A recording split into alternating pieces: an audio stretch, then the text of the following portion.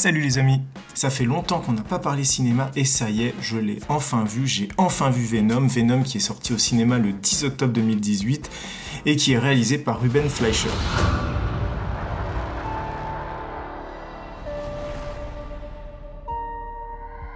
Le film a beaucoup fait parler parce que Venom est un personnage de chez Marvel, mais en même temps les droits sont possédés par Sony Pictures, les mêmes qui possèdent Spider-Man, donc c'est hors de la continuité du Marvel Universe qui est créé par Disney, mais en même temps dans ce Venom-là, on y reviendra, il n'y a aucune trace de Spider-Man, c'est quelque chose qui est complètement mis de côté, et d'ailleurs je trouve que c'est un gros point négatif, et donc voilà, Venom est sorti, il a des qualités, quelques-unes, il a pas mal de défauts et je vous propose de découvrir ça ensemble. L'histoire elle est assez simple et d'ailleurs si vous connaissez le comics, elle colle un petit peu du moins au début à l'histoire de Venom, c'est-à-dire il y a une fusée qui revient sur Terre à l'intérieur, donc il y a le symbiote entre autres. Dans notre histoire ici, il y a plusieurs symbiotes. Ces symbiotes, c'est des êtres vivants qui viennent de l'espace et qui ne peuvent vivre et prospérer, on va dire, que s'ils sont sur un individu, sur un autre être vivant, donc un animal, un humain. Et donc, il y a quelqu'un qui récupère ça et qui va vouloir faire des expériences dessus pour les faire vivre, pour essayer d'en découvrir tout le potentiel possible. Et d'un côté, on a Tom Hardy qui joue Eddie Brock, donc qui est un journaliste un peu de l'extrême, c'est un peu le cache investigation du film. Il va toujours au mauvais endroit, poser les mauvaises questions et donc il va se retrouver dans ces fameux labos et il va être infecté par un des symbiotes et il va devenir Venom. Là, ça tient assez la route parce que dans les comics que j'ai pu lire sur Venom, on a bien en fait, Venom c'est bien un symbiote qui était sur Mars je crois et qui revient dans une fusée sur Terre et de là il s'échappe de la fusée et puis il va retrouver Spider-Man qui contamine et après toute l'histoire qu'on connaît dans le comics. Donc là-dessus il y a une vraie volonté de coller un petit peu à ce qui a été fait dans le comics, même si malheureusement, et pour moi c'est un énorme point négatif, Spider-Man est complètement absent de cette histoire. Et c'est là que c'est complètement étrange, parce que s'il n'y a pas Spider-Man, si Spider-Man est complètement mis de côté, et il fait pas du tout partie de l'équation, bah ça remet en cause pas mal de choses. Déjà, rien que le look de Venom est fortement influencé par le look de Spider-Man. Le symbiote, à la base, il a pas ses yeux blancs comme ça, qui remonte. S'il a ses yeux blancs, c'est parce qu'au tout début, quand il a rencontré Spider-Man, il s'est collé au costume de Spider-Man, et Spider-Man qu'on connaît bien sûr pour avoir ses yeux blancs qui remontent comme ça, et donc il a voulu imiter le costume de base de Spider-Man, donc le costume noir après de Venom, c'était avec ses yeux blancs, donc il y a une certaine logique. Là, s'il n'y a pas Spider-Man, le symbiote, il aurait très bien pu avoir des yeux ronds comme ça pour coller à Tom Hardy, Eddie Brock. En plus, s'il n'y a pas Spider-Man, bah il n'y a pas de toile. Et Venom, ce qui est bien aussi, c'est qu'il a les pouvoirs de Spider-Man, donc il peut balancer des toiles, capturer, se balancer d'immeuble en immeuble. Là, entre autres, dans le film, comme il n'a pas de toile, bah quand il monte des immeubles, bah il monte ça en mode gros bourrin, comme Zor-El dans Superman, c'est-à-dire il court sur la façade, il pète tout, il fait des bonds, des choses comme ça, c'est un peu dommage. Et puis surtout, le gros problème pour moi, c'est qu'à la base, donc Venom, c'est Eddie Brock. Eddie Brock, c'est un journaliste un peu un raté, qui a une sorte de haine, de jalousie envers Peter Parker, il l'aime pas beaucoup. Et cette jalousie, voilà, elle va grandir au fond de lui, elle va grossir, et elle va devenir vraiment, ça va se transformer en colère, en haine, en violente rage, et aussi à l'égard de Spider-Man. C'est pourquoi après, quand le symbiote infecte Eddie Brock, pourquoi Eddie Brock et le Venom, en fait, ils n'en ont que pour Spider-Man, et ils veulent tuer Spider-Man, ils veulent le massacrer, le pourrir, voilà, c'est parce qu'il y a ce passif d'Eddie Brock qui déteste Peter Parker et Spider-Man.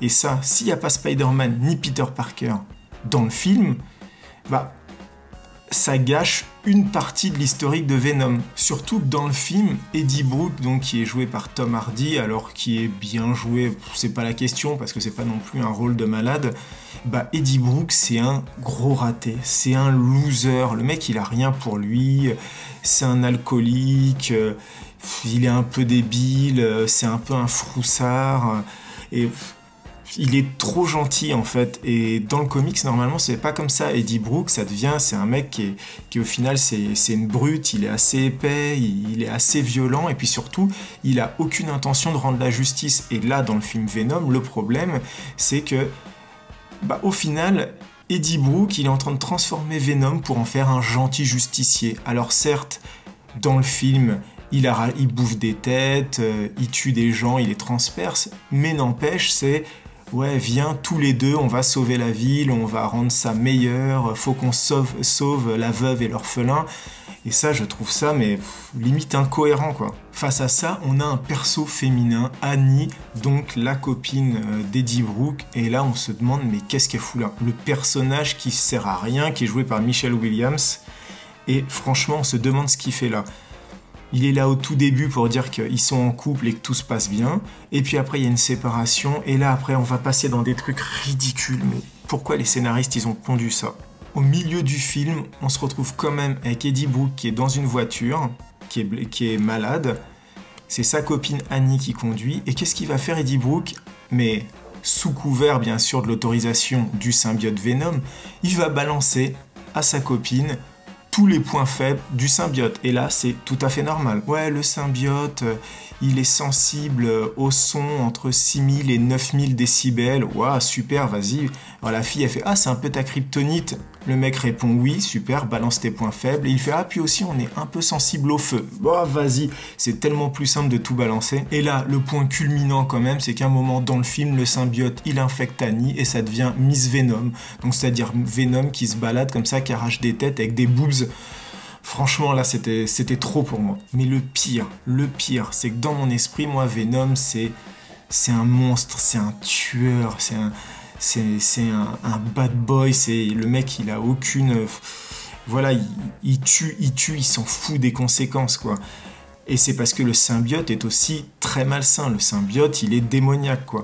Et là, qu'est-ce qu'on apprend dans le film? Il y a une réplique, elle m'a tué, quoi. J'ai rigolé. Parce que dans le film, il y a plusieurs symbiotes. Il y a un méchant symbiote. Ouh là là, il est méchant celui-là. Donc il est tout gris, c'est le big boss des symbiotes. Alors déjà, rien que ça. Big boss des symbiotes. Et t'as Venom. Et là, Venom, dans le film, il dit à Eddie Brook à un moment ouais, un peu comme toi, sur ma planète, je suis un loser. Putain. Venom qui dit, sur ma planète, je suis un loser. Je crois que là, on avait atteint le summum. Et à la fin du film, il y a Venom qui va affronter l'autre symbiote, vous en doutez. Et là, ils vont se fighter. Et avant, t'as quand même le symbiote Venom qui dit « Ouais, par contre, tu verras l'autre symbiote, il est vachement fort, c'est le top du top, on n'arrivera pas à le battre. Il a des techniques, des armes cachées, il fait des trucs de ouf. » Bah ouais, gars, en fait, il fait juste apparaître des lames au bout de ses mains et il transforme son bras en une espèce de fléau avec une boule avec des pics. Je vois pas en quoi c'est malade. Bref, vous l'aurez compris, Venom, ça n'a pas été le gros coup de foudre pour moi.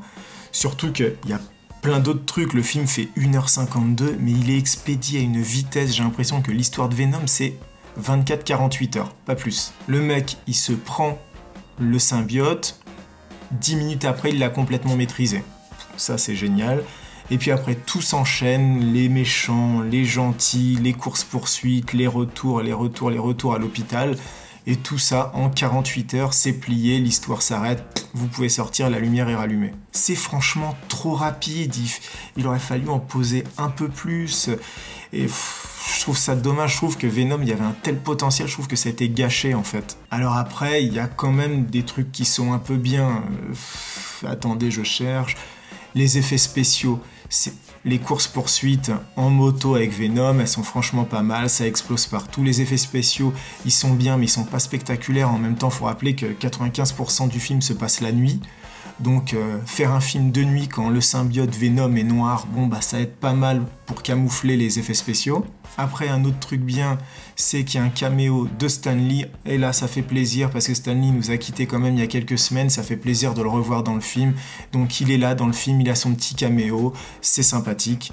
Et puis après, l'autre truc que j'ai trouvé sympa, mais en même temps, comment dire, comme le film il n'a pas été interdit au moins de 12 ans, je m'attendais à ce que ça soit vraiment très édulcoré, qu'il n'y ait pas de violence. Alors il y a de la violence, il y a quand même des gens qui se font bouffer des têtes, il y a quand même des gens qui se font transpercer, donc là-dessus j'étais assez surpris, ça m'a fait bien plaisir de voir que quand même on pouvait regarder le film, que ça allait pas être juste le monde des bisounours.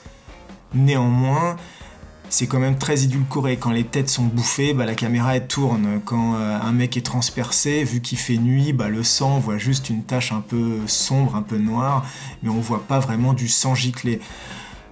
Ça aurait pu être plus violent. Ça aurait pu être plus violent, surtout que, autre point positif, c'est qu'avec toutes les scènes post-génériques, et ben après, donc, on nous dévoile la suite de Venom 2 qui est déjà en écriture et qui va laisser apparaître le personnage de Carnage. Carnage, c'est aussi un symbiote, mais qui est extrêmement plus puissant et qui va être un des ennemis déjà de Spider-Man, mais aussi un des ennemis de Venom. Et là où ça va poser problème, c'est que Carnage, c'est à la base un symbiote qui est sur un tueur en série. Donc on est dans quelque chose d'extrêmement violent, mais d'où son nom, Carnage. Donc là, je me demande comment ils vont réussir à faire Venom 2 sans le rendre interdit à une certaine tranche de la population. Parce que s'ils en font un truc pour les adolescents où il n'y a pas de violence, mais ça n'aura aucun intérêt de mettre Carnage. En plus, d'après les rumeurs, ils annoncent que dans Venom 2, il y aurait Spider-Man qui serait présent. Seigneur, faites qu'ils en fassent pas un truc trop ridicule.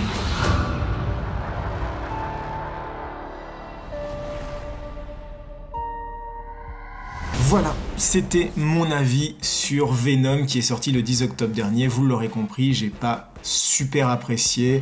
J'ai regardé le film, voilà, du début à la fin, sans trop réfléchir. J'ai pas passé un moment de malade parce que je trouve qu'il y a plein de trucs qui ont été gâchés, il y a plein d'incohérences et je trouve ça dommage parce que voilà, Venom c'est quand même pour moi le plus grand méchant, le plus grand adversaire de Spider-Man et rien que ça aurait mérité que Spider-Man y soit présent dans ce film Venom.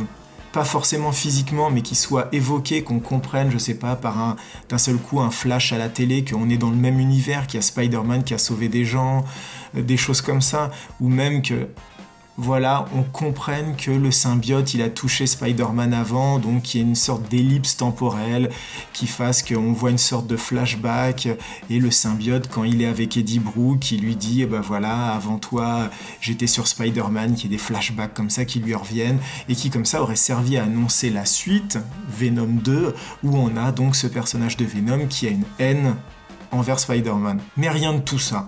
Donc voilà, Venom, c'est bien dommage. Ça se regarde, mais c'est clairement pas l'un des meilleurs Marvel, même si apparemment il se vend bien et qu'il est en train de faire un très très bon chiffre au box-office mondial. En tout cas, voilà, j'espère que mon avis vous a plu. Si vous avez des questions, si vous avez envie d'en débattre en toute gentillesse, sans insulte, n'hésitez pas à poster vos messages dans les commentaires. Et nous, on se retrouve très bientôt pour un nouveau film, j'espère. Ciao!